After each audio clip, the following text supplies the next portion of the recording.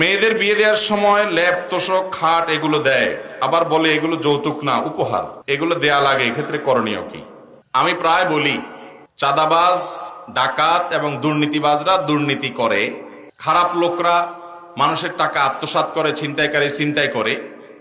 এটা বোঝা যায় যে এটা ডাকাত ছিনতাই করছে। কিন্তু যারা যৌতুক নেয় উপহার বলে,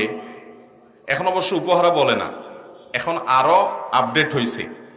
টাকা পয়সা লাগবে তো বিয়ের সময় মেয়ের বাপকে বলে যে আমাদের তো আসলে কিচ্ছুর দরকার নাই, আপনি শুধু 2-3 লাখ টাকা হাওলাত দিবেন, ভিসা আসছে সৌদি আরবের, ছেলে ভিজে সৌদি আরব চলে যাবে, মালয়েশিয়া চলে যাবে, ভিসার টাকা হাওলাত দিবেন, আমরা আপনার কাছে আল্লাহর রাস্তে চাই না, যৌতুক আমরা খাই না, এটা হারাম আমরা জানি। মেয়ের বাপ তার কাছ থেকে আপনি উপহারের নাম দিয়া, হাওলাতের নাম দিয়া, বিভিন্ন রকমে যে সমস্ত খাট পালং ফ্রিজ কিনছেন এবং তার কাছ থেকে এগুলো আদায় করছেন, মোটরসাইকেল আদায় করছেন, টেলিভিশন আদায় করছেন, এগুলো সম্পূর্ণ হারাম এবং নাজায়েজ। এগুলো জায়েজ হওয়ার কোনো কারণ, একজন চোর চুরি করে, ডাকাত ডাকাতি করে, আপনি যা করেছেন এটা একই বিষয়, ওই দুটোর ভিতরে পার্থক্য করা কঠিন। আপনিও জুলুম করে সম্পদ আত্মসাৎ করে